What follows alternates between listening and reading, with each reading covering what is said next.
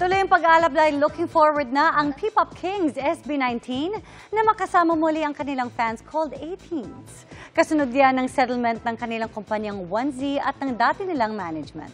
Makichika kay Aubrey Carampel. Isa to sa mga biggest achievements namin in life.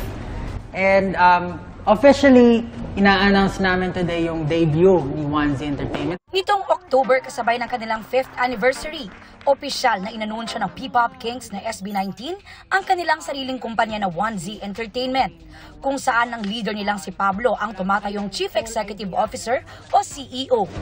Ang announcement, kasunod ng balitang kumalas na ang grupo sa kanilang dating management na ShowBT Philippines.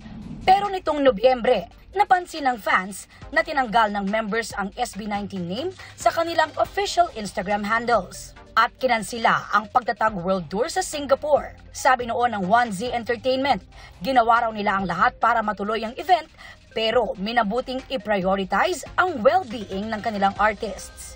Sinundan niyan ng pagkansila sa show sa Bangkok, Dubai at pagpostpone naman sa Japan. Dahil sa pagkabahala, pansamantalang tinawag ng 18 ang grupo na Mahalima. Pero ang good news kahapon, sinabi ng 1Z Entertainment na may amicable agreement na sila ng ShowBT Philippines Corporation sa pamamagitan ng isang fair and equitable resolution.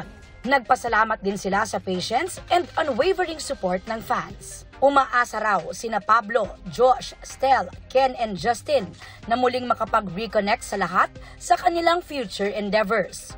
Wala pang binigay na detalye ang 1Z sa kung ano ang kanilang napagkasundoan ng dating management. Aubrey Carampel, updated sa Showbiz Happenings.